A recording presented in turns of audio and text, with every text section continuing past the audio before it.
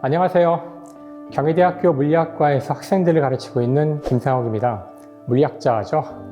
오늘 저는 여러분에게 환경에 대한 이야기를 하려고 하는데 특히 플라스틱 오염에 대한 이야기를 할 겁니다. 물론 저는 그 플라스틱 전문가는 아니죠.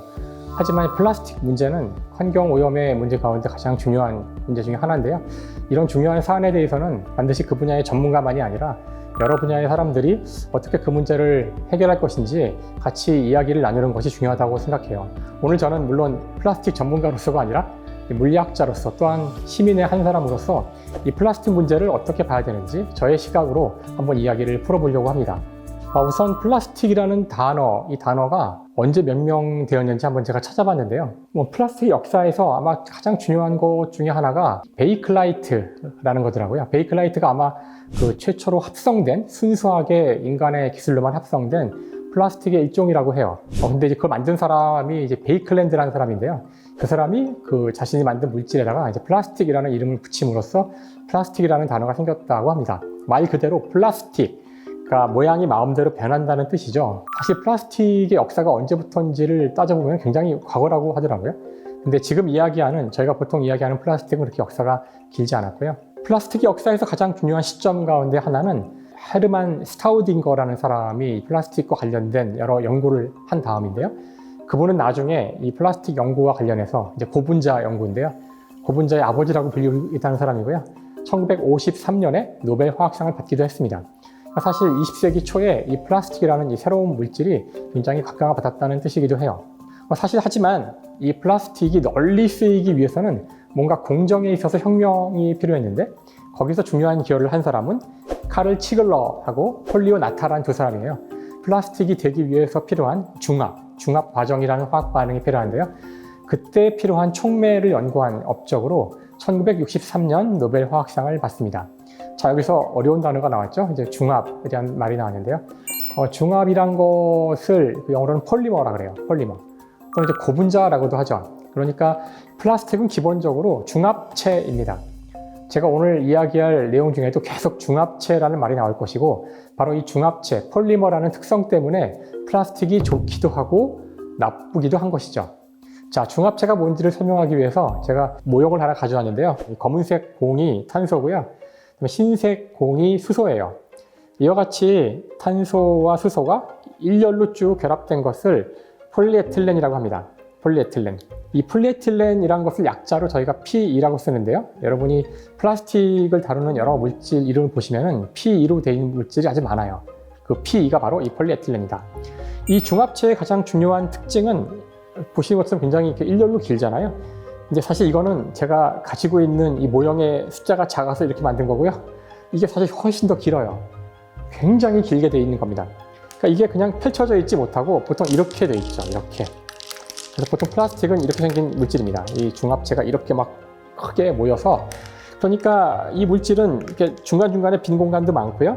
그 다음에 얘를 끊으려면 굉장히 힘들어요. 이게 이렇게 막 말려 있기 때문에 즉 끊기가 어렵다.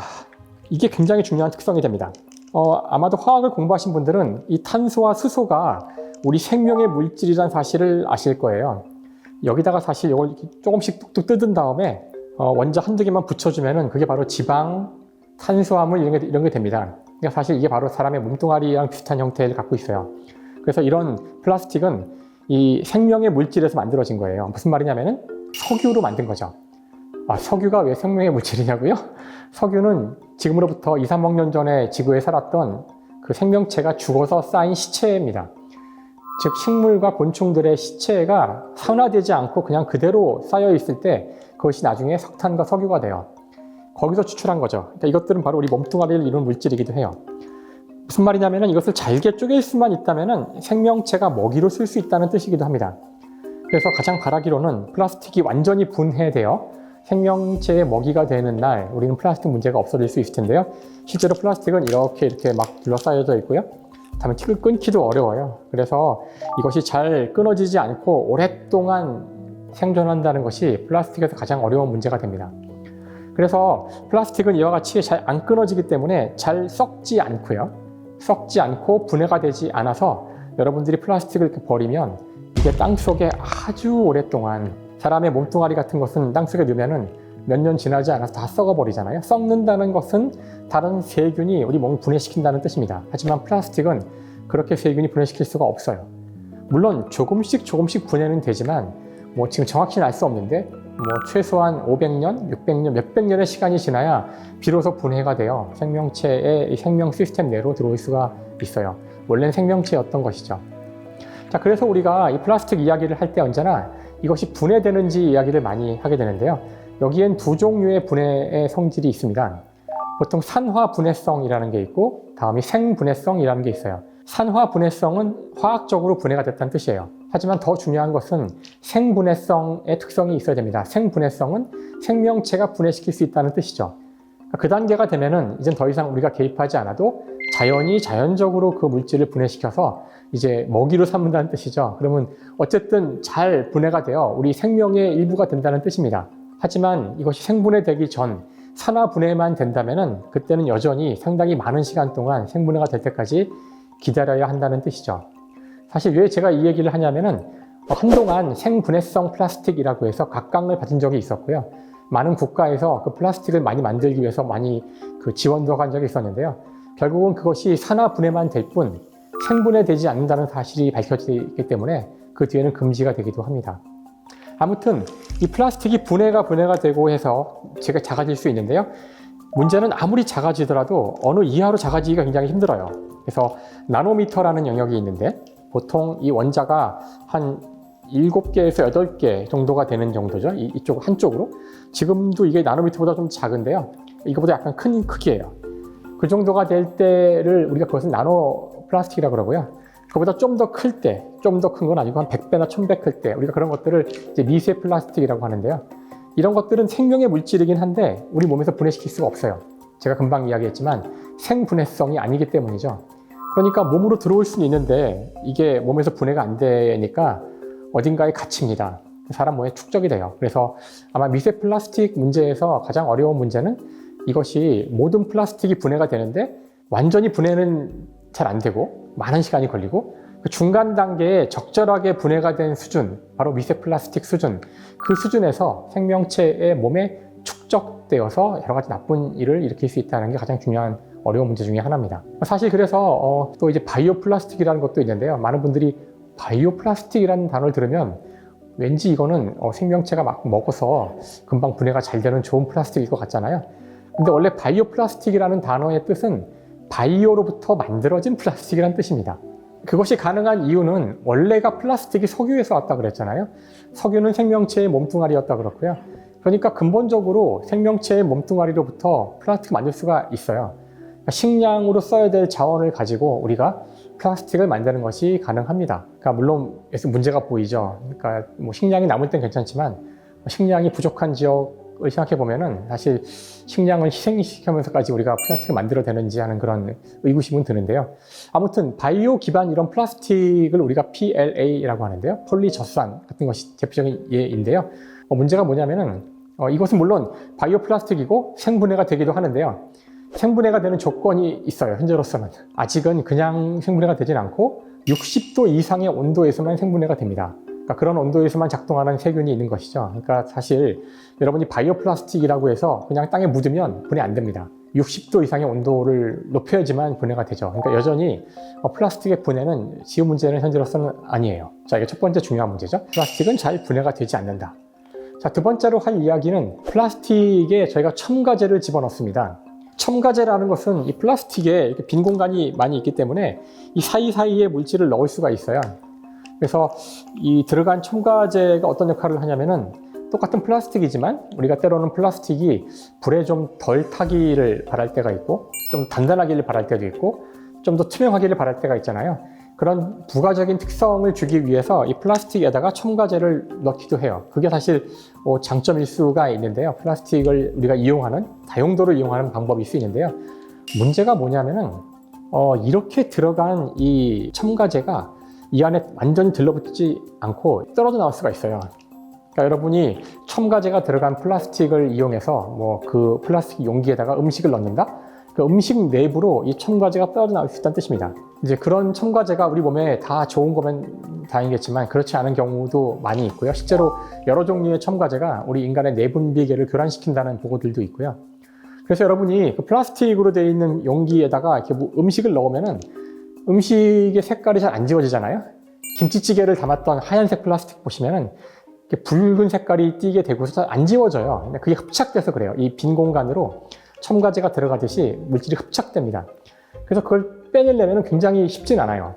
그래서 문제는 뭐냐면은 그런 플라스틱을 재활용할 때 또 문제가 돼요. 그와 같이 흡착이 된 첨가제가 들어간 플라스틱을 재활용할 때에는 그 흡착된 물질을 다 뽑아내야 되는데 그게 아주 어렵습니다.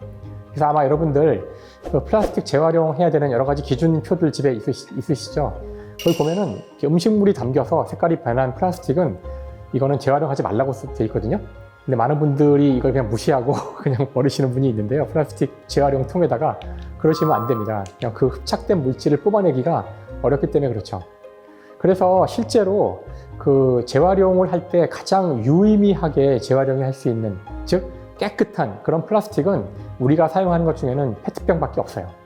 페트병은 그나마 깨끗한 그 플라스틱, 왜냐하면 그 물을 담을 거기 때문에 액체를 담을 거라서 가장 첨가제가 없이 깨끗하게 만들어진 건데요.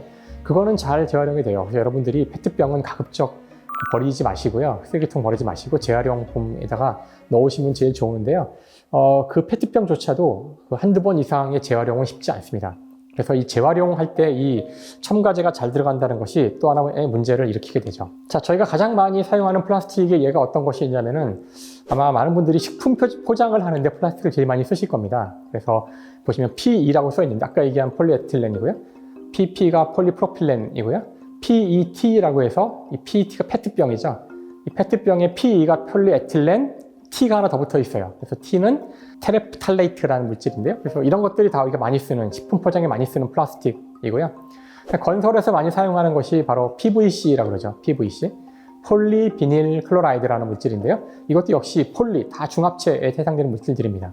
저희가 플라스틱을 얼마나 많이 사용하냐면은, 물론 이제 이 통계를 내는 게 쉽지는 않지만, 전 세계적으로 1년에 사용되는 총 플라스틱을 다 따져서 계산을 해보면은, 1년에 한 사람이 플라스틱을 얼마나 소비하느냐, 얼마나 버리느냐 해보면은 대략 68kg이라고 하더라고요.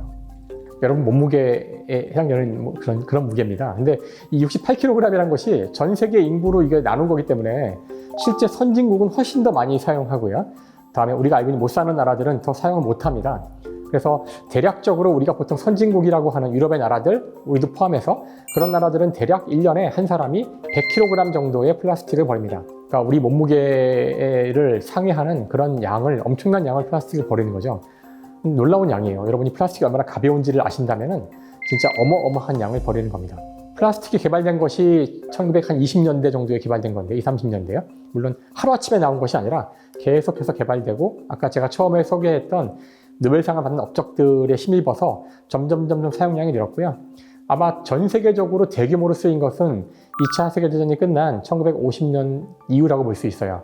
그때 이후로 지금까지 사용된 대략 그 총 플라스틱의 양이 90억 톤에 달한다고 하니까 정말 어마어마한 양입니다. 정말 단일 물질로 이렇게 많은 양을 인간이 버린 거는 흔치 않은데요. 실제 우리나라는 이 와중에 그 사실 플라스틱을 많이 버리는 나라에서 아주 상위권에 위치한 나라입니다.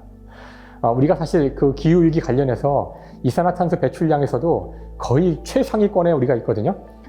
우리나라 사람들이 에너지를 많이 쓰는 건 알려져 있죠. 겨울에 따뜻하게 다 반팔 반바지 입고 사는 몇 안 되는 나라 중에 하나고요. 뿐만 아니라 플라스틱도 어마어마하게 버립니다. 여러분 비닐봉지를 많이 버린다는 뜻이기도 해요. 그 1년 동안 한 사람이 배출한 양을 보면은 2020년에는 208kg이었고요. 아까 저희가 선진국이 100이라고 그랬죠. 웬만한 서구의 국가의 4배에 달해요, 사실은. 일본이 60 정도거든요. 근데 사실 2020년은 별로 좋은 예는 아닌 것이 2020년은 코로나 때였어요. 그러니까 이제 우리나라가 코로나를 거치면서 그 엄청나게 많은 집에 배달해서 먹는 음식이라든가 여러 가지 물품들을 택배로 받잖아요. 이제 그것이 활성화되면서 그때 우리가 전 세계에서 압도적 1위로 플라스틱을 버리는 나라가 됐어요. 물론 그 뒤에 좀 줄었습니다. 2022년이 되면은 이제 코로나에서 약간 벗어났을 때인데요. 그때도 100kg 정도 됐기 때문에 여전히 세계 거의 최고 수준에 달하고 있어요. 그래서 사실 우리나라는 플라스틱 사용에서는 타의 추종을 불허할 만큼 많이 사용하고 많이 버리는 나라입니다. 그러면은 그렇게 많이 버린 플라스틱을 재활용하면 참 좋을 텐데 우리는 재활용을 얼마나 하고 있을까요?